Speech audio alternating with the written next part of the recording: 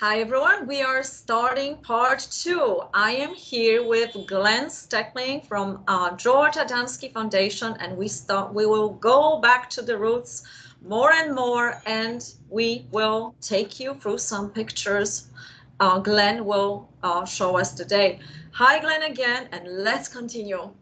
Okay, well, I will try to do this in somewhat of an organized manner. So the first George Adamski book was this one, Flying Saucers Have Landed, in 1953. And it has a number of telescopic photos in there. And it also describes the landing event in November of 1952 in Desert Center. And what happened is that they went out into the desert, George Adamski and some witnesses, and they saw some spaceships. And this was reported in the newspaper, the Phoenix Gazette, the Oceanside Tribune, and this whole event was reported in a newspaper. So it wasn't like it was considered, fly by night or any of those sort of things. And as you can see there, that one of the pictures there, at this time, George's camera used a glass emulsion plate. The old Browning cameras, they had a glass plate, and that would be serving as the negatives. And so the picture is slightly blurred because the craft is moving, but that's the same one that's in the newspapers. You can just see the portholes here, the 3 ball condensers under the saucer as above the hill here. And in order to correlate this, the military was doing maneuvers out in the Desert Center area. And so what happened is that the Project Blue Book released a report that the Air Force in one of their aircraft noticed UFOs over Desert Center vicinity on November 20th, 1952, the same time George Adamski was there. And the second report also said the same thing, describing the altitude and all that other. So there is collaborating evidence of this event happening in the desert out there in Desert Center, California, which is about, I'd say about 2.5 hours to the east of us here in San Diego on the highway to Blythe. And what happened is they first noticed, and you can just barely see in this photograph, the cigar-shaped craft here and the 2 little ones here. And the car parked, and there were 6 witnesses. The second photo here is a little bit more enhanced, and you can see it clearer. The cigar-shaped craft and the 3 saucers that were above there. That's what got their attention as they were driving along the road. The next thing they saw was this craft coming down. You can see it very well, the bell-shaped craft as it was coming down and going to land pretty close to the road there where George was. And when it did land, you could see it just above the knoll there. And one of the occupants got out, and let's see here if I can, and a picture was taken that shows you that this gentleman looked human being like you and I. This is many times enhanced in order to bring out the image. And when he stood there, George walked up to him and greeted him. And on the bottom of his soles of his shoes were these impressions. Very much like these days when you buy a pair of Adidas or Nike shoes or whatever, the bottom of the soles have all kinds of designs and stuff in there. In this case, they also had design in there. And this design on both shoes was one of the keys to electromagnetic propulsion. And so it has a bunch of symbols in there, and vast studies, in fact, one in Belgium, recreated this. And there were 2 plaster cast sets matched. One of them, Desmond Leslie had it in his castle in Castle Leslie in Ireland, which some people may recognize the name. That's where Paul McCartney got married the second time, and I was there about 5 years ago. And then the picture of the people, the other witnesses there that were pouring the plaster casts. And so about 6 months ago, I went back up into that area because I have some other responsibilities in the neighborhood. and I took my own picture of the same place. And this is Glenn, how let's go back to those shoes, those Yeah. footprint shoes, because people are claiming now, and I got special socks like that with specific magnets that are supposed to improve humans' health. So these people who landed, those extraterrestrials, why they were wearing those shoes? Is it improvement of their health or their frequency, energy? Why they were wearing that, and why those symbols? in the scout ship itself, the control panel is like a organ, like you would see in a church in Europe. It has keys, but it also has foot pedals. And those foot pedals have indentations in them. So when you're moving your feet, that the feet fit into particular indentations depending on the panel that you, the foot pedal that you press. The combination of the moving of the keys and the foot pedal is how they pilot the spacecraft. However, you are absolutely correct. The use of magnets is a very well-known practice, and what people don't understand is that their body is a magnetic machine, and it produces several watts of energy, and that energy is meant to flow through your body and out of your feet. The problem is that we are wearing rubber shoes now because they're cheap, and that does not allow the electricity to flow back out, so it bounces back up into the body and starts collecting. And the collection of that electricity can cause problems in the body. When I was a kid, and still to this day, we were insisted and told to wear leather-soled shoes because the electricity passes through the leather soles of your shoes into the ground. And for those who couldn't find leather shoes, we would then have a hole drilled by the shoemaker into the bottom of the sole and put a copper piece through there so that when your foot touched the insole, it would touch also the top of the copper piece, and the copper then would allow the electricity to go through the feet.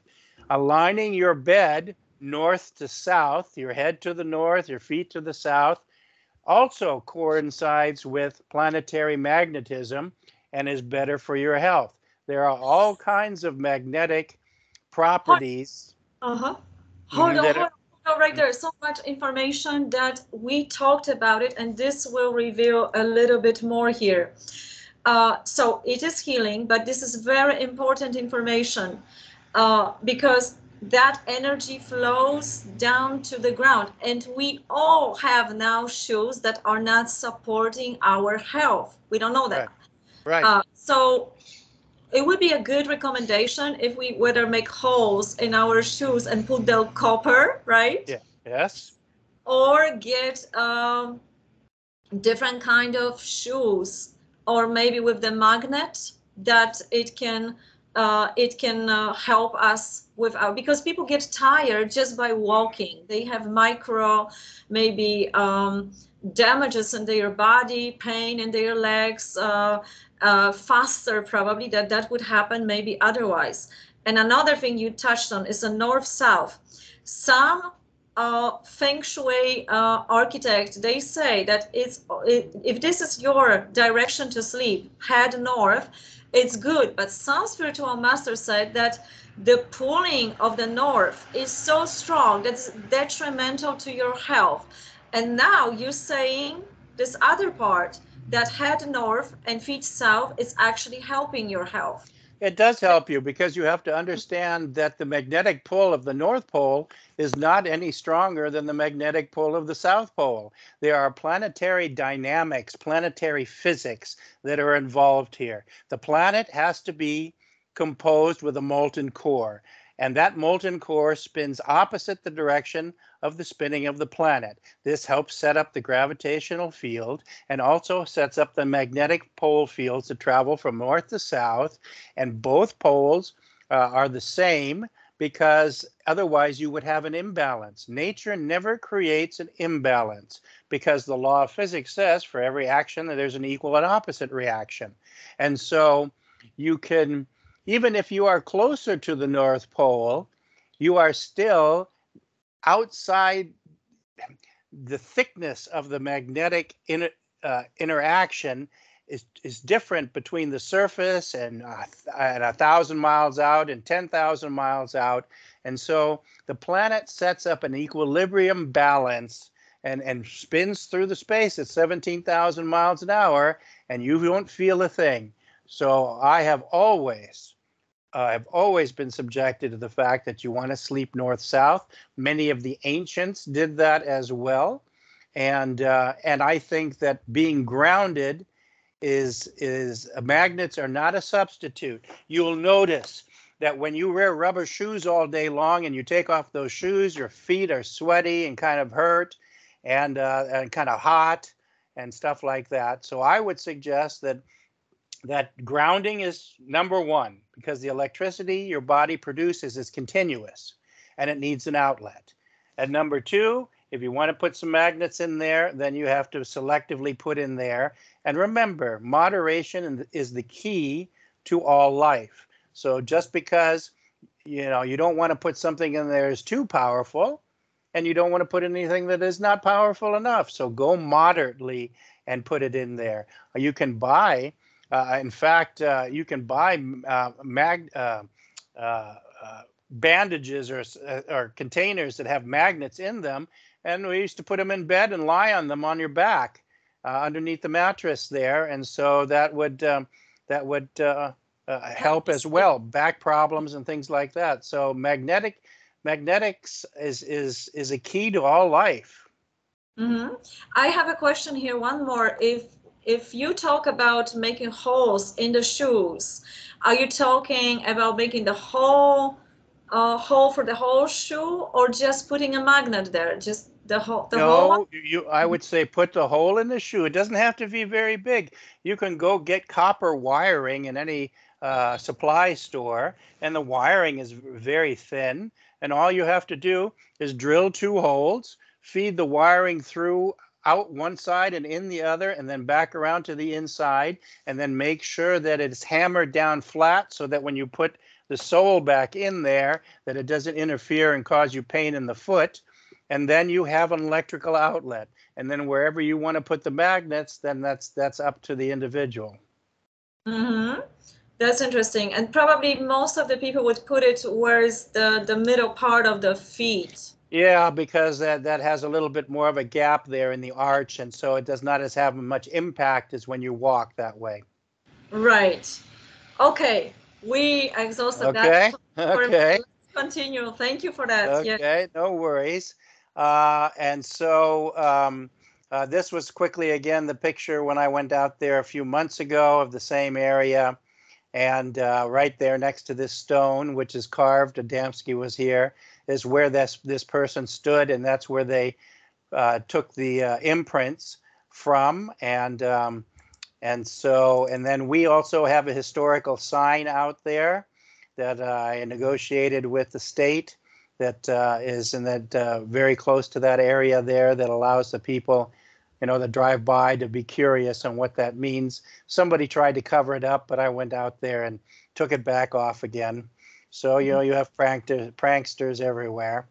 But, is it possible to make, those pictures when you're opening them a little bit bigger? Well, let's see. Let's see. Yes, a little bit bigger. I mean, because that's probably max, but yeah, that icon close to X, close to exit, that bigger, because I'm not sure how it's going to display, but let's make sure that we have the best view here. That's 100%. Yeah, but there is the close to X, there is the square.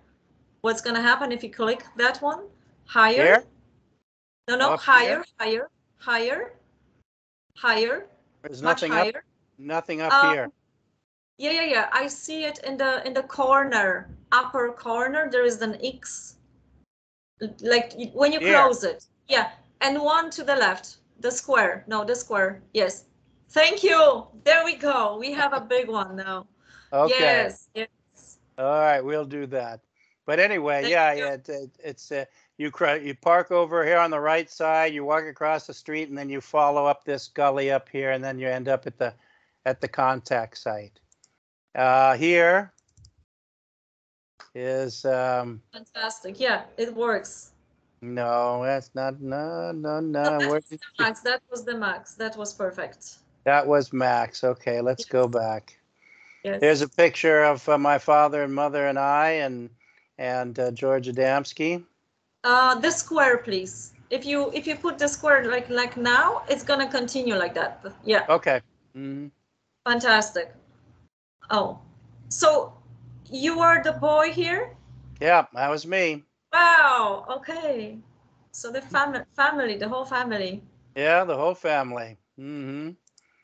And let's see. Here's the where is it? Here's the newspaper article that well, let's see if that gets any bigger. There's no X. No, that's not the. It's not showing any bigger. The sighting was reported by Mr. and Mrs. Fred Steckling of Washington. I can read. It's very small. I can read. Yeah. Anyway, this was in March of 1963 over downtown Washington, as I reported to you. The only difference is that the article says here that the UFO was at 12,000 feet, and it wasn't. It was at 1,200 feet. So my father picked up the phone and called the editor, and the editor said that I was called by the government, and I was told to put 12,000 feet because if we put 1,200 feet, the people will think that we cannot safely secure the skies over our nation's capitals. And so they purposely altered it a little bit, and and they admitted to it. They admitted to it. Let's see here. Some of the pictures. Let's see here that George took the famous pictures. This is a motion picture footage in Silver Spring in 1965 of this craft. First, a small disc came down and measured the distance between the trees. And then this ship came down and maneuvered back and forth and up and down. And one of the three ball condensers retracted and extended back and forth, showing the motion. So that's one frame. Mm-hmm. And I need to ask you about the shape. May I ask about the shape? Because many people are telling me that, oh, that time, those ships looked exactly like you're showing right now, while the modern ships, people claim they see and try to photograph, they look very sci-fi, you know, like very modernistic, very different than those. Did it something change over years? How would you comment that? Let's see if I have that other picture. Let's see. But you know exactly what I'm talking about, right? Like they look different, like they progress. And of course, some people say, oh, this is not real. This is like from imaginary, how they're creating that. No, of course not. These are how the ships have looked for thousands of years. This is their old ship that they have used in biblical times. And they came back with that on purpose so that we would recognize them from the historical records, and so we were able to. Where did it go? We would be able to recognize that. So when you look at the historical records, like in the Bible, it says the wheel within the wheel, the flying scroll.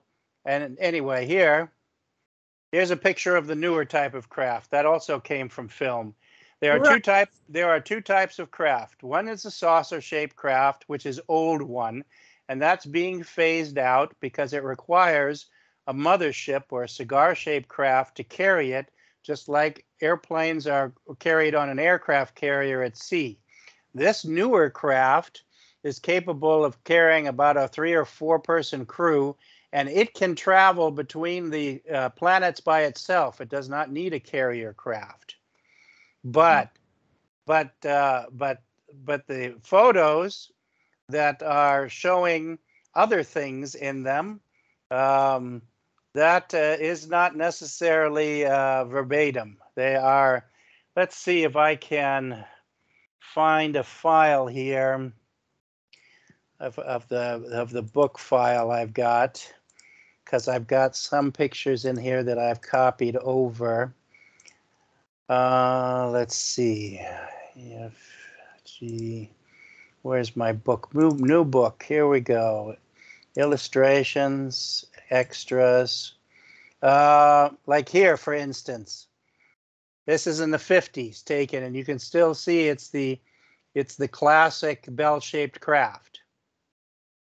Mm-hmm. So, are you saying that those motherships crafts are still coming here, still are here, or they just mostly, okay, you confirm that, I see it, but they are also coming just straight from planet to planet in those ships as well? Here's the cigar-shaped craft, and you can see it taken through a 6-inch telescope. You can just see the top of the ocular here. It has 2 bays, one underneath for the airlock for a craft to come out, and then it has a landing rail on top and a bay for the craft to go into the ship. These are magnetic rings, and they spin clockwise and counterclockwise along the length of the hull. That's a good daytime picture. Here's one that is taken at a different hour, and you can see the crafts around them. Now, when you see the craft glowing, that is because the propulsion system is being powered up. Just like you have a rheostat on a lamp, as you turn that knob, the lamp gets brighter and brighter and brighter, or basically more and more power flows to it. That's how this works. The cigar-shaped craft has to go neutral with its power system de-energized, and to allow these craft to come close. If both of them were energized at the same time, they would be positive to positive and would repel each other. This is a protection. This is a protection system. For lack of a better word, it is a force field. The faster the craft travels, the bigger the force field gets around it, and that is to protect the hull inside from atmospheric or cosmic debris, meteorites, all these other things. Because when you travel at twice the speed of light, the smallest thing, if you were unprotected, would punch a hole right through the craft. Okay, so now I want to ask about Roswell. What happened there? The craft ship really fall down. Really, there was an incident, accident. Were they extraterrestrials even? Yes, yes. First of all, Okay.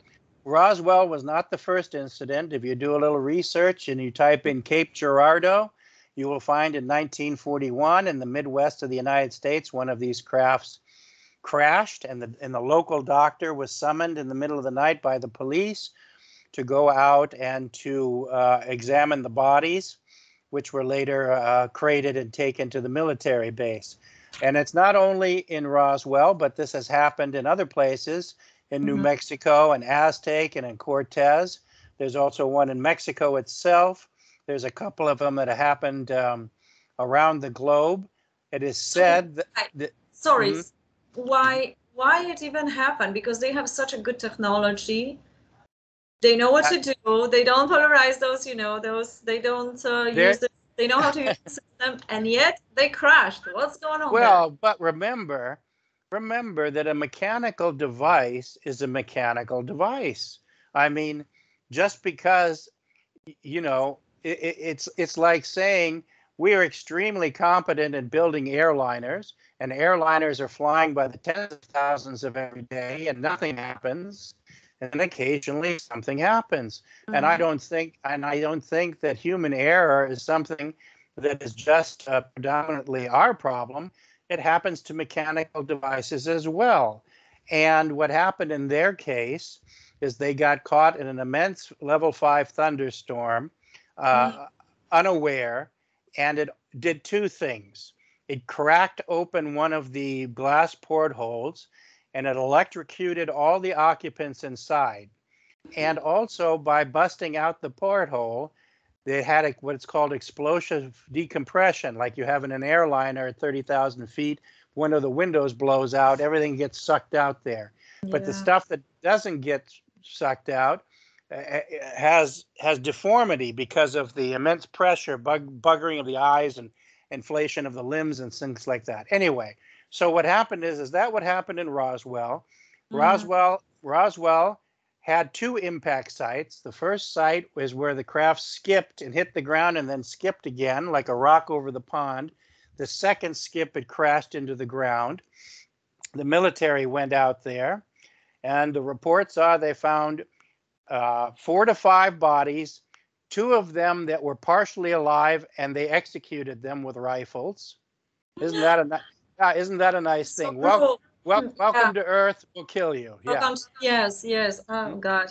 And so the military came and took the pieces and flatbedded the larger pieces in massive trucks, and the smaller pieces and the bodies they put in a B-29, and they flew it to Dallas and then to Wright-Patterson, and 2 of the bodies were taken to Bethesda Naval Air Hospital in Washington, and the other one to Walter Reed, and that's where several of the presidents have viewed them. I know that Eisenhower and Kennedy viewed them there.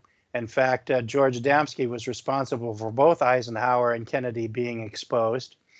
And so Roswell did happen, and we did get reverse technology from some of the military contacts that I had talked and read to.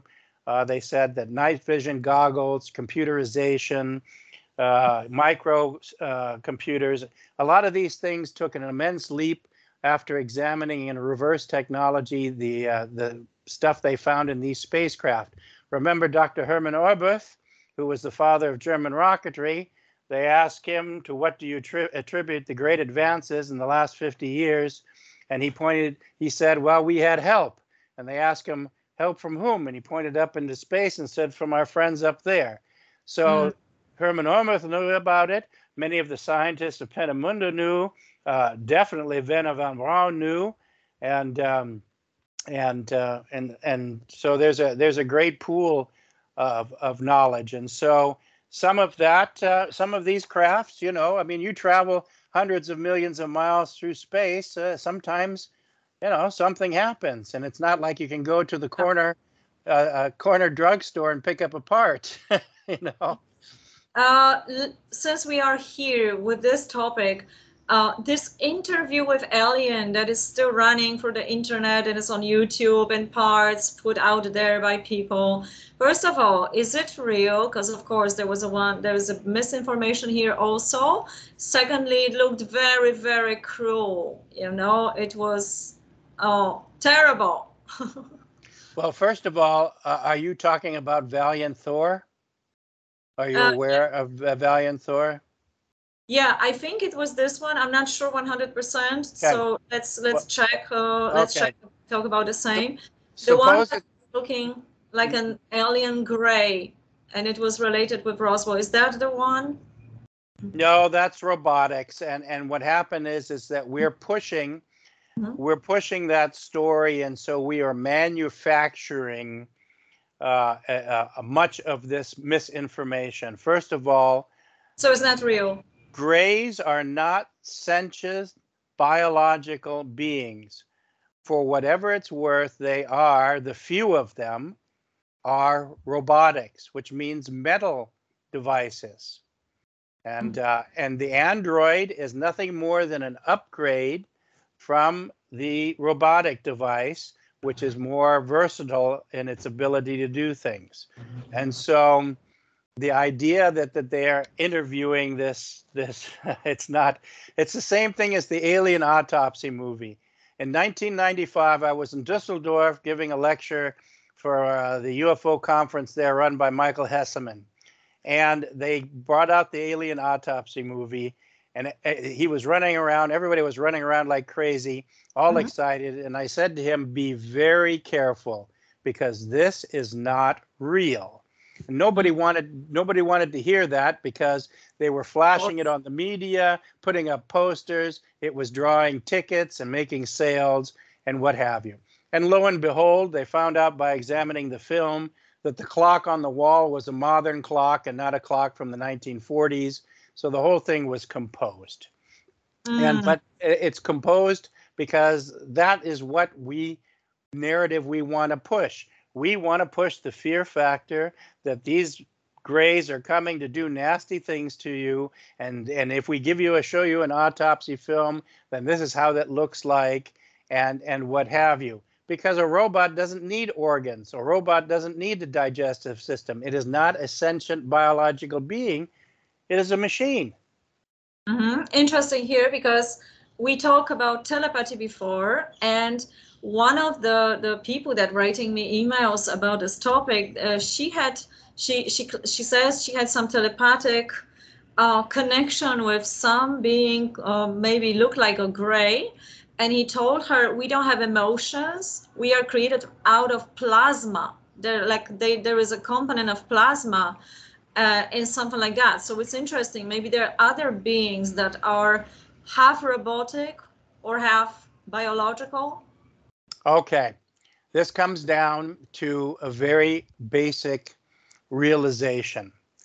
If you are familiar with Dr. Cyril Panampura, he ran the Chemical Biological Laboratory, University of Maryland, and he was a very outspoken proponent about the norms of chemistry and biology. And he was also, he made a statement that don't be surprised that when you go land on another planet someday, a person will walk up and shake your hand. And he explained it because there are basic principles and parameters for how chemicals and elements and atoms come together. We have this very fanatical, obtuse view that the moment that you step off planet Earth, everything else out there is reversed, or anything that your imagination can slap together happens, and that is because we are totally ignorant on how things work. And he made a very classical example of it. He says, there are people who claim that life beyond this planet is not carbon-based, but silicon-based. He says, but if you understand molecular a principle in chemistry, you will find that silicon elements cannot bind together. They are water soluble. They will disintegrate. And so what happens is our imaginations run amok, and they try to tell you that I'm composed of plasma. Well, plasma is energy. That's all it is.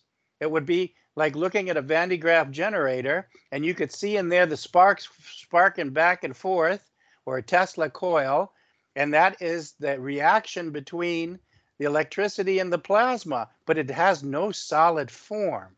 You have to have solid form in order to express.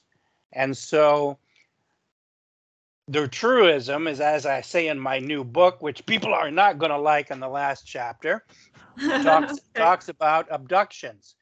And I saw the article again today. 40% of the population suffers from sleep insomnia and sleep deprivation. The number one consequence from that is a feeling that you are hovering out of your bed and that electricity is running through your body. I mean, how many people have tried to make that into alien contact or abduction contact? So once again, so what happens is, as people feel something unusual, so the first thing they do is, since they don't want to do any research to find out what in the heck it could possibly be, the first thing they do is throw it out into the aliens. That's 40% of the population, do the math. Another 60%, which includes that 40%, so basically 70% of the entire population of the planet suffers from mental disorder. And mental disorders come from a various means of schizophrenia, bipolarism, all kinds of stuff that causes the mind and the imagination to go totally berserk. Now you have therapists who are proponents of the abduction stigma that go in there and unethically plant memories. So for instance, they ask the question, instead of asking a question, what did you do Tuesday? under hypnosis, they ask you, what happened when you got abducted Tuesday? They automatically plant that which they want the response to. And in fact, one of the very famous psychiatrists, heck, I think it was Professor Mack, he said that when he was asked that question, and I have it quoted in my book, the person said to him, well, you know that the opportunity to plant subliminal information that you want is extremely likely. He says, that's true, but I don't do that. Well, so you say, right? Mm-hmm. And so consequently, we have, it's just because there are numbers of people that claim something. Let me remind you, how many people in ancient time claimed the earth was flat? In fact, how many people these days are claiming the earth is flat? I just had that question 2 weeks ago. Guy says, well, how do you know the earth isn't flat? Well, I said, it's simple. You look outside, the moon's round, the sun's round, all the other planets are round. And I said, here's the clincher. On a flat surface, if you travel from point A to point B, it's a straight line. But on a sphere, it's an oval line, which is the most direct and shortest route. And that's because you're traveling over the top of a sphere. I said, what more do you need to know? That's exactly what I was asking this question. Like everything else is round and now suddenly Earth is flat. That makes no sense. That's just the first thing, but you went further. Yeah, and you are also a pilot, so you could observe it from, you know, from above. I've flown over the North Pole many times from the east coast of the United States to China. The most direct route is right over the top of the North Pole and down the other side over Siberia and Mongolia. And you can see for yourself. I have witnessed over 20 years, I have witnessed flying to Europe back and forth, that the southern tip of Greenland went from totally ice covered now to totally bare. I have witnessed going over the North Pole, what was once solid ice is now fragmented and drifting in many different directions. Anybody who tells you that there's no such thing as geophysical change, and that's the correct term for it, not global warming. Global warming is a misnomer because it gives people the false impression that the entire Earth is warming up, and that's not true. The truism is that the warm places are getting colder and the cold places are getting warmer, which changes the flow of the atmosphere and the flow of the winds and the flow of the temperatures. We are going through a geophysical change. Are we the creators of that? Not 100%, no. The planet itself is going through its 26,000-year cycle, and the sun is going through its 11,000-year polarity change cycle. The entire solar system is changing, which is another reason why the space people are coming here. But to get back to the thought, we do contribute to some of that deterioration. Think of it as a pendulum. The pendulum normally swings back and forth within a certain range. And nature is programmed. If it swings so far this way, it needs to return to this way. Well, what we're doing is we're giving it a slightly greater push in one direction. And so we are aggravating the situation. And so I hate to say this, but the geophysical changes that are coming, and some of them you're seeing right now, you're seeing over 35 active volcanoes. You're looking at the one in Italy. You're looking at the one in Mexico City. You had a 7.7 earthquake off the coast of New Zealand. We just had 4 earthquakes along the San Andreas Fault 2 days ago. The planet is changing, and if we don't watch out, we're going to be in big trouble. Perfectly said. I love that you said also about this topic. Now coming back shortly to the one about abductions, what people are saying, because a lot of people actually are reporting me different stories and they are very believable. They are not crazy. They are not mentally impaired. They are pretty logic. And I would love to, you know, find a way to differentiate for those people what is real, what is not real. We had, for example, the girl that she claimed she was meeting Pleiadians, and I believe her, and she disappeared. Nobody has a contact to her anymore, by the way. But after the recording with her, she just mentioned that she's going to talk to Pleiadians about connecting with me. If, you know, if we can do interview directly, so I can just, I don't know, channel them, whatever. Yeah. And I had very unpleasant coming. It felt like a metallic energy that sucks my life force at night, and it was telling me good information at night, something around like between 2 and 3 o'clock in the morning. And I woke up, I like warded off, you know, I say, go away. And at the same time, that girl wrote me on WhatsApp, hey, they are coming to you right now. Yeah. So, well, remember, you see, there is a coincidence here that we need to find a way how to approach it with the logical mind, you know, clarity, and what to do about it, because there is something in it. I cannot prove it, but there is a quite profound coincidence that the same timing when she wrote, I had this experience, right? Right. Well, like we talked about before, there are benevolent extraterrestrials and there are non-benevolent extraterrestrials, and you have to make sure that you are interacting with the good ones and not the bad ones.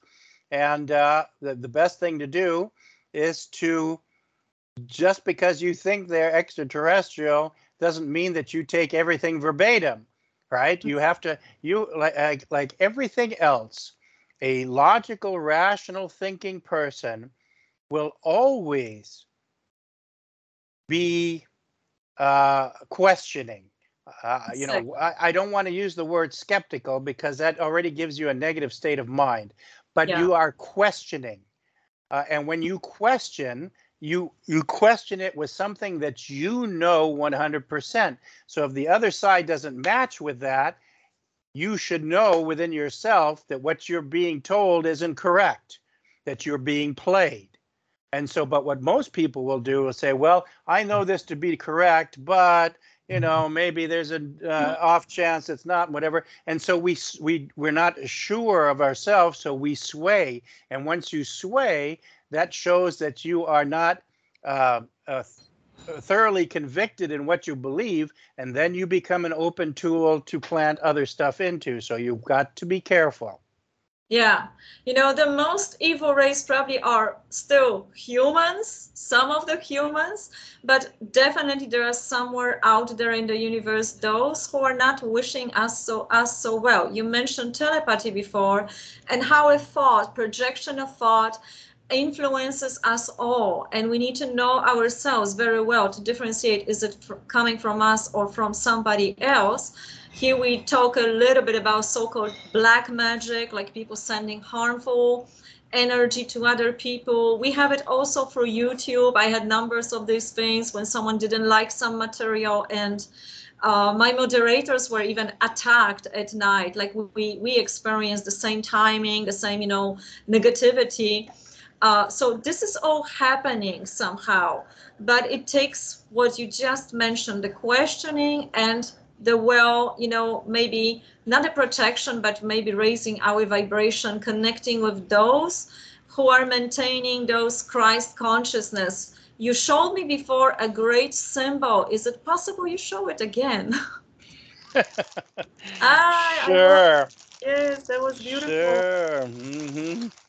Because we jump a little bit still from topic to topic. I'm just following, you know, what's happening here. I don't have a strict questions, but you inspire me a lot. If you stop sharing for a second, Mm-hmm. Let's see here. So let me get rid of this screen and then stop sharing. No. There we go. And now higher. Yes. I hope you all see that. Where is it coming from? Comes from a planet in the solar system. Can you name it?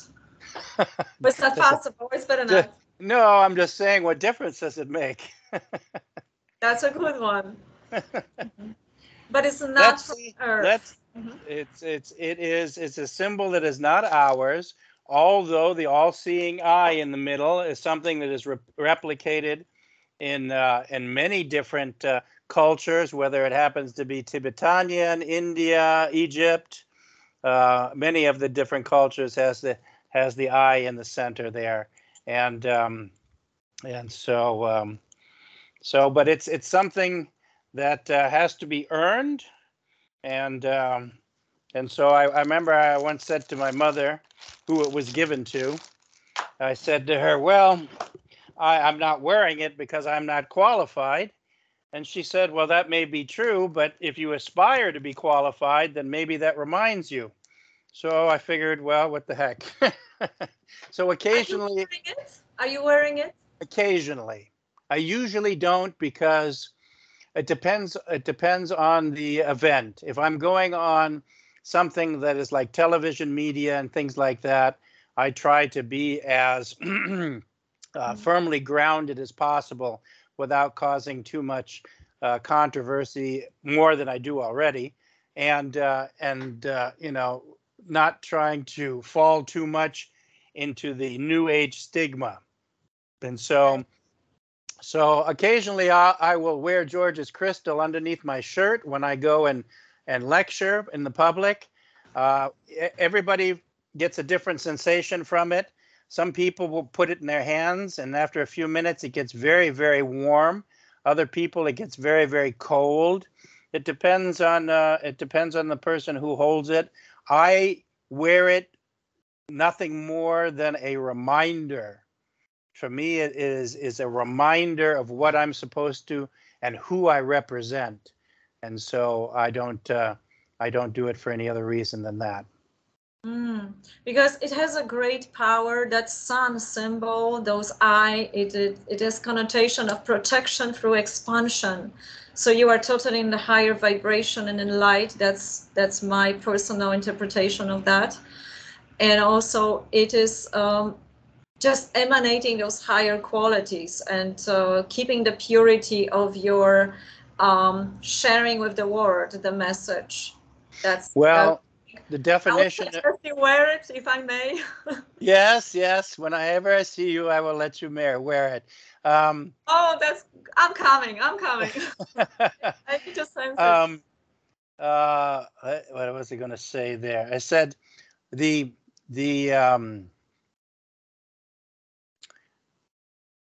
progression towards what we call Christhood. Remember that Jesus was not the Christ, he was a Christ. And other Christs have walked amongst us in ancient times as well, all of them basically teaching the same basic principles, whether it was Jesus, whether it was Moses to some degree, whether it was Buddha or Shene or any of these other sages of ancient times. And so in order to qualify for that particular symbol, obviously it comes to your persona at the point upon which you attain that level. And to attain that level, you have to be of service on every world in this solar system.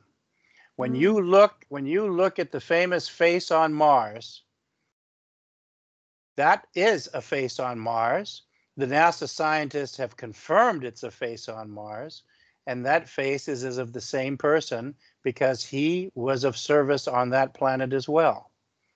So once you conduct humanitarian service everywhere, you earn that step of development. And then, of course, once you've completed that step of development, then you will go somewhere to the next step. I think you totally qualify. I don't qualify, but if you let me touch it, I will. Yes, you can see the crystal and you can see that as well. But it's the road is not an easy road, and No. Because it is really so difficult. I mean, the very singular principle to love one another as I have loved you is so difficult on this world because everything is backwards, because that is perceived as weakness. And then when you're perceived as weak, then you become a victim. And people don't understand it. How can, because we're taught from day one that our enemies, look at Ukraine. They are taught that the Russians are their enemies, and mind you, there's a lot more going on there that anybody publicly knows about. I already remember reading that there were reports of the American putting biological labs in the Ukraine and putting missile silos, and the Russians said, no, no, no, you don't get to do this in our backyard. Not any difference that they did then. They didn't get to do that in Cuba in 1962. The same thing. And so they said to them, if you continue with this, then this will be the consequence. And when I look at Putin, I see a very unhappy man, a man who is, he may be complicit, but I think he has his arm twisted, that the forces behind him are pushing this because they need to reinvigorate their economies. And we are the ones who are constantly instigating that. Now we want to give them new jets, and so we can kill some more people. When in reality, we could stop this tomorrow if we wanted to. Yeah. So simple, yet so difficult, because everything, as you said, is upside down. And what is actually admired is being arrogant, egoistic, who has more, is admired, right? The one that is in power is admired. The one who has more charisma is admired. And charisma is misunderstood with wisdom. Yet, they are all religious. The country is full of churches and synagogues, right? So how is it that anyone can justify, if you ask a person, did God create everything? Yes. So did God create the Russians? Yes. Did God create you? Yes. So how do you dare to go into church and pray to God for a victory over your fellow man when your fellow man is the creation just the same as you are? Right? We are such hypocrites. Yeah, it's this thing. I think for the symbol you just showed, that the qualification would be for those who are able to recognize themselves in every person, everything they see around the world. And that can be challenging. I'm still learning that. Imagine the job it would be. Imagine, I remember my father once asked a minister, he says, what would happen if somebody suddenly appeared that could heal the sick and that preached peace and the love of all creation? The minister said to him, oh, we'd lock him up right away. We kill them. yeah, we killed them like they did then too. Yeah, instantly. And so the idea here is that we have wandered so far away from any reasonability that it's very difficult to not get pulled into it. I find every day, if I am foolish enough to watch the news, how quickly one's anger and temper quickly flares by watching the lunacy that's going on. And then you have to stop and think it's going on for a reason.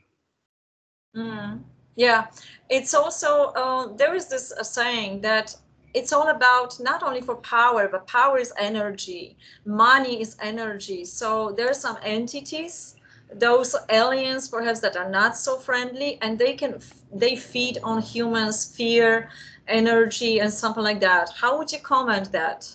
They feed, and I don't like to use the word feed because some fool is going to go out there and say, look, they're eating us. But they thrive on their ability to manipulate us simply through our own weaknesses. Now, you could say, well, that's rather mean, or that's rather, conspiratory, or what have you. And once again, it comes down to, what are your weaknesses? What are you prepared to do for your ambition? And when do you say no? So you cannot be manipulated unless you agree to it. And once you agree to it, it's like the mob, organized crime. Once you're in the club, you can't get back out. It's hard. It's definitely hard. Yeah. It's everything. It's the contracts you sign up. It's the jobs you are taking. It's the other people, how our education system works. Like you have to bend in front of, you know, the system, and you have to do it, because if not, you're going to die. We are in the planet that just we have to be worthy to have our own home, just a shelter for a night, just the basic stuff. We have to earn it, right? Mm-hmm. That's true. And that's designed that way. It's designed that way because, remember, originally it came from a society where one person worked and made enough income to be able to support the spouse at home and the children went to school, and we had a reasonable home, and we had a reasonable investment in our little stocks and things like that for our retirement. And so they have made this harder by raising the price of the house that once cost $40,000 now is $400,000. Of the car that the car that you could buy in 1962 for $3,000 now cost $80,000. But they can't make you buy it if you say no. In other words, I live in a single family home. I have 3 bedrooms, 2 baths. It's big enough for me. I don't need to have any more space because it's too much to clean. And right. And so consequently, my neighbor, his wife wanted a bigger house because she wanted to impress her church friends. He didn't want to move. She made him. So they moved to a house. He got cancer. She divorced him and kept the house. So here's what it all comes down to. It comes down to, when are you satisfied with what you have and stop chasing the other stuff? My friend has got himself a nice little yacht at the harbor, and now he's looking for one twice the size. I said, what the hell for? This one works just fine. There's only 2 of you, and you're enjoying this. Why do you have to have double? Because we are trained that we must possess. We are identifying not with what we are inside. We identify with nationality. We identify with traditions. We identify from what we possess. And that makes it easy, because then you never ask who you are. You only get asked what you are. Yeah, exactly. Let's go back to those aliens that are not so good for us, because some claim that they are running those families at the Rothschild, that they are manipulating those empire on the higher level, and they're letting them know a little bit more, not quite you know, everything, but just a little bit more to have their profit. Why would they do that? Because if they thrive, they get something from it. They get something from manipulating. Well, I mean, you know, one cannot always successfully psychoanalyze everybody's motivations and reasons for doing things. I know that these names like Rothschilds and, you know, Liechtenstein and you know, the Masons and the Templars and all this other stuff, this is all thrown out to confuse the public. In other words, if you have a rudimentary target, you don't go looking for something else, right? So what it does, it is a very successful deflection method, because all they have to do is throw those names out, and right away everybody runs there, and another 15 programs are done, and nobody looks any deeper. It's perfect. I mean, it's as easy as you can say. Exactly. Yeah. Mm-hmm. Yeah. So, but interesting. I would say that, yeah, maybe there is this energy, because we do get enthused, energized if we have a good conversation with someone, but then it's both parties are benefiting. But there are some people who are feeding, and these are humans actually, when they interrogating other people and making them feel small, they feel confident about it, so they get power, they get more energy. So I would say that this is still about power of on energy that is invisible, that is this life force that is so precious. And we offer that life force for money, losing our health. I would say it this way. You have two groups, one beneficial and one non-beneficial. They are both, in their own way, working within the power that exhibits their particular side. The negative side does have advanced power as well, not unlimited. The positive side has unlimited. The negative side has advanced. You mentioned those when we were talking about seances and thought forms and these sort of things. These are the negative side. Those people can send you what is known as a thought form, which appears, and I've seen them before, they appear there in your room, shimmering, and they can be of any kind of nature, grotesque or otherwise. Yes. But they are not a solid substance. The Egyptians used to practice with that black magic all the time. That's why they revered the cat. The cat will jump up and jump through the energy source, thus dispersing it. And so since in ancient Egypt, with the 400 some religions that destroyed that civilization, they would send thought forms to each other all the time in order to scare each other into all kinds of actions. And so they had cats everywhere. They revered the cats. They were even mummified with the cats. And so, but this negative side has the abilities to do some powerful things too. And so, and I think that they are, they feel very vibrant or fulfilled when they can use their power successfully to impact you. In other words, if they send you a thought form and you have the ability to turn it around and send it back, that scares the hell out of them and they won't bother you anymore, right? Because they don't like they don't like to be exposed. There's the negative side. I have met several of them, and they do not like to be recognized and they don't like to be exposed because this takes away their anonymity. Can you give an example of your experiences with that? I will tell you one that isn't mine. It was my father's. They came to him, one of these fellows from the negative side. He also worked for the CIA as an agent, and they often do. They place themselves in very prominent positions because they enjoy wealth and comfort, and they don't like to struggle like the average man. For them, they believe themselves intellectually superior, and therefore they don't want to be dragged down into that. But long story short, they knew that my father wanted to go on a ride on a spaceship. And so this gentleman came and offered it to him. And my father said to him, he says, well, I'll only go if I can take my family with me. And the guy said, no, you can't do that. And so then my father said, well, then it's not going to happen, is it? Most people with their ambitions would have said, well, I'm going to get what I want. I'll take a chance. Not my father.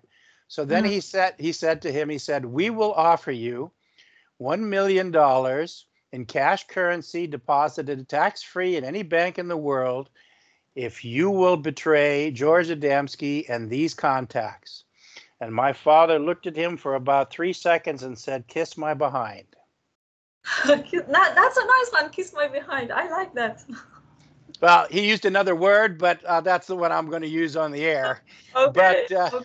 But the idea here is how many people,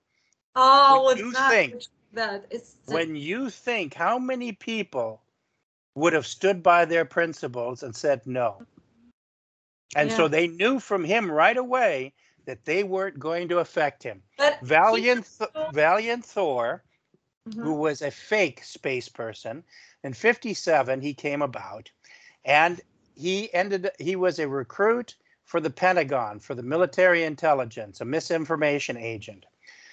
In the fall of 1965, there was a knock at our door. My father and I go open the door, and there stands Valiant Thor. And my father just starts laughing. And so pretty soon Valiant Thor starts laughing and says, "What are you laughing about?" My father says, "I know who you are." He said, "Number one, I know you're no extraterrestrial. I've met enough of them. You aren't one of them.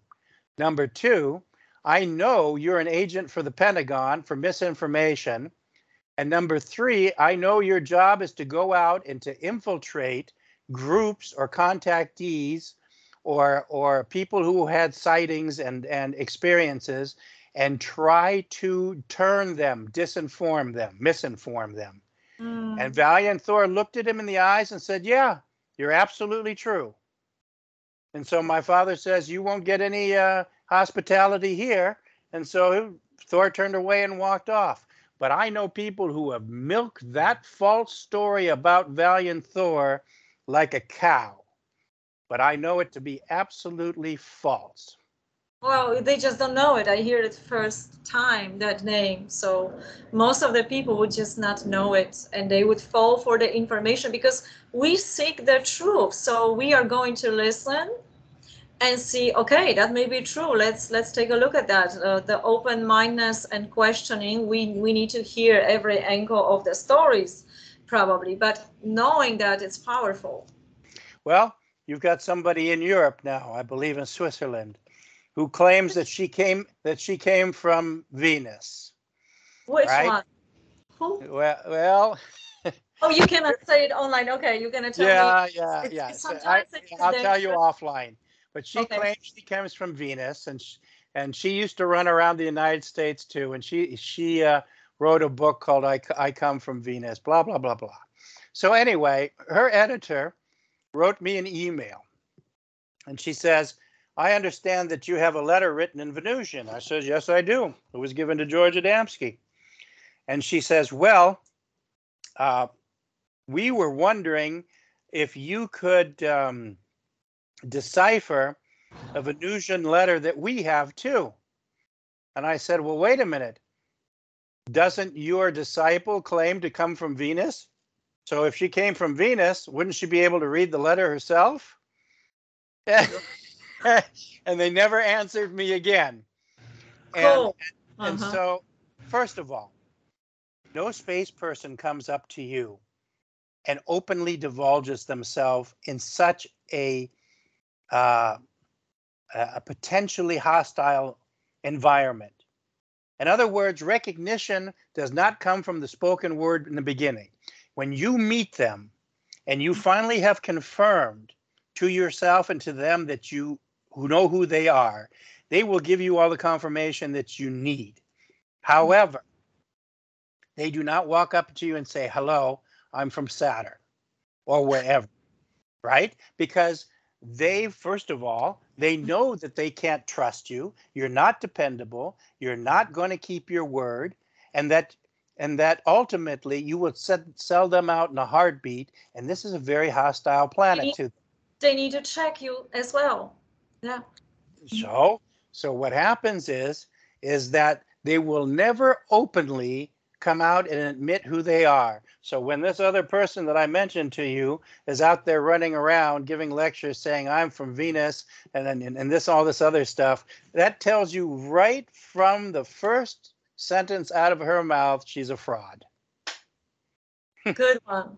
Good one, because that, I hope it will help a lot of people to differentiate their, information, where is it coming from, that the check comes from both sides. We don't trust, the trust is not for granted. We build the trust between one to another, so that's very important.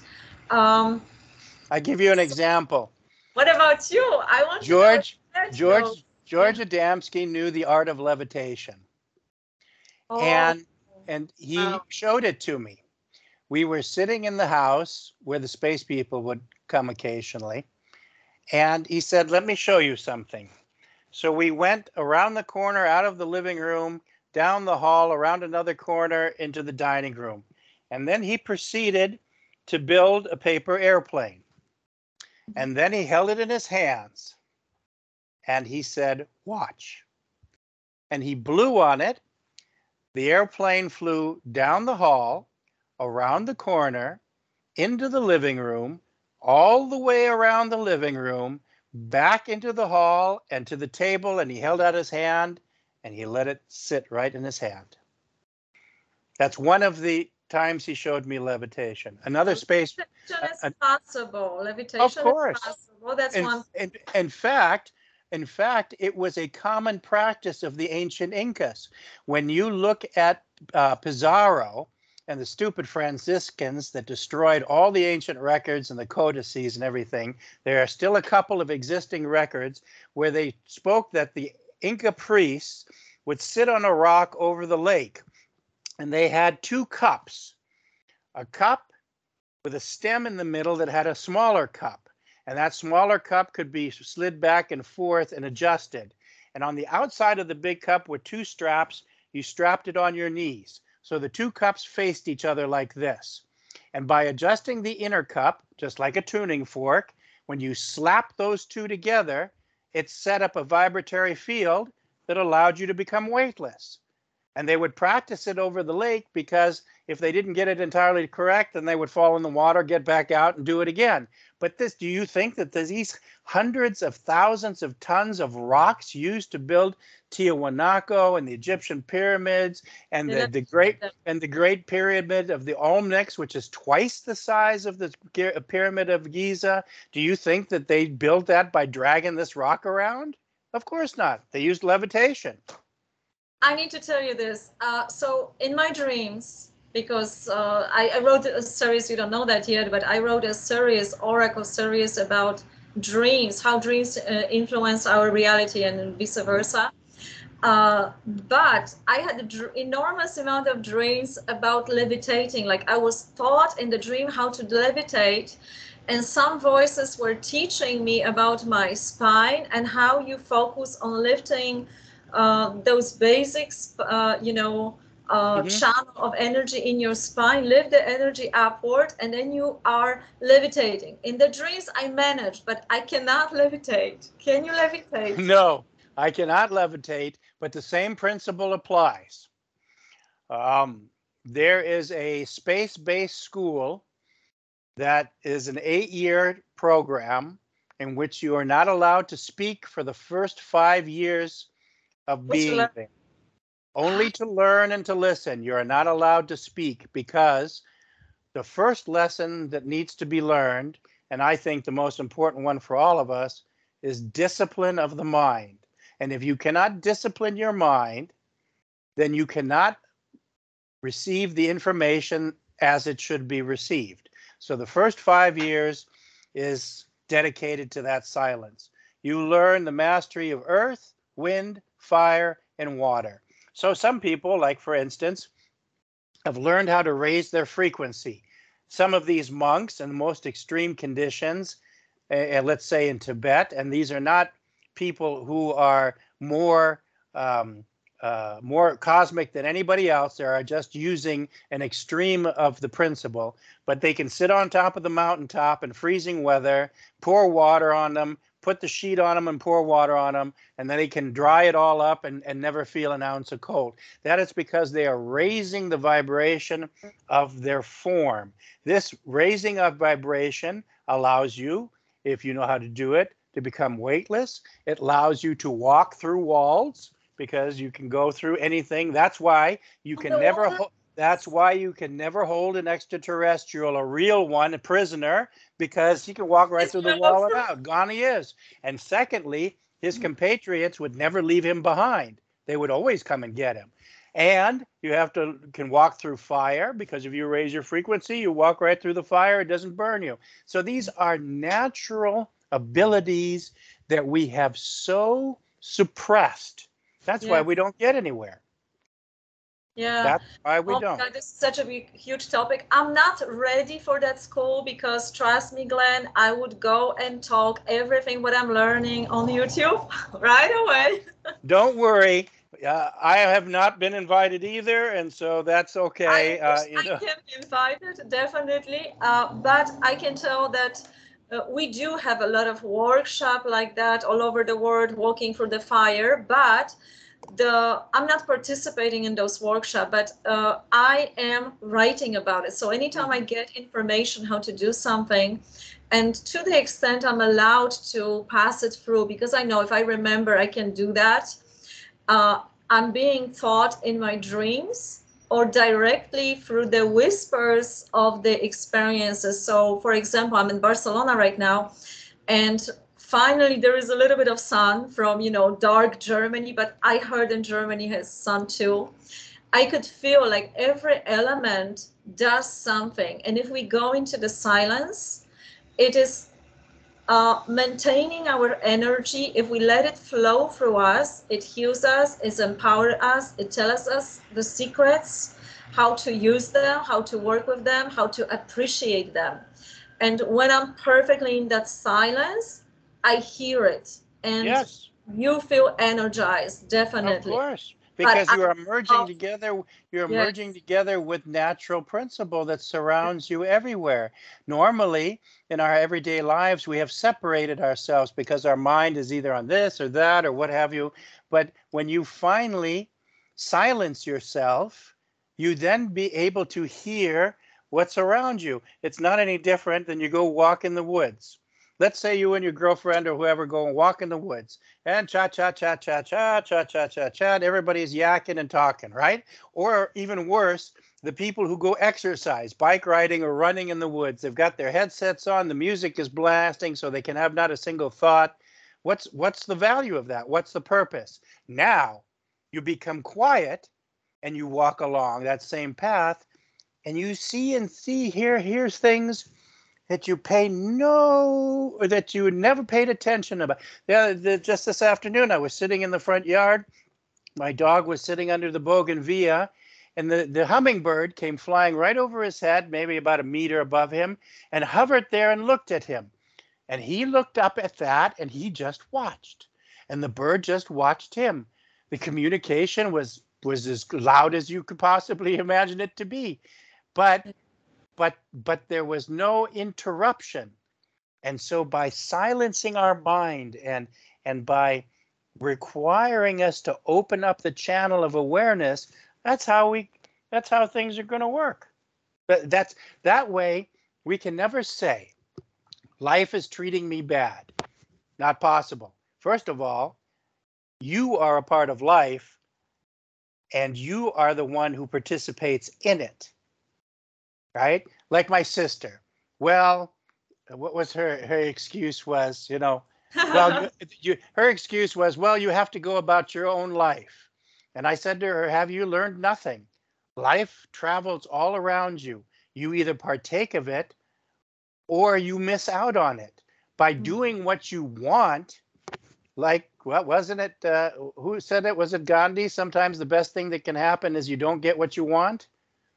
Oh, right? yeah, that's a good phrase, yes. Yes. And so consequently, we need to learn to merge with life and we will find that life is not discriminatory. God is not discriminatory, not vengeful. None of those things that we have put on it. We have personified our personalities upon that. And that thereby we have done ourselves a great injustice. That's fantastic to say. I totally agree with that. I want more, but let's pause now and let's read the comments and questions from all of you. And please ask questions. What would you like to hear next? Because I would love to discuss more different topics here and go deeper into what we touched already, go back to some parts and hear more about Glenn's experiences with extraterrestrials. There is more to come. All the links will be under this video, and I will put a short description because probably the title doesn't, portray. I have only 100 signs here to make a title, so I have to really think that through. Glenn, thank you so much. Let's continue very soon. And anything else which you want to end this part too? Let me quickly share with you a few more pictures so Fantastic. that you can see here. Where did it go? First of all, I have to find my glasses. Yeah. So let's see here. We talked about pictures from the moon. So for instance, this is a George Adamski picture from the 1950s. You can see the long cigar-shaped craft and the little ones here. All right, and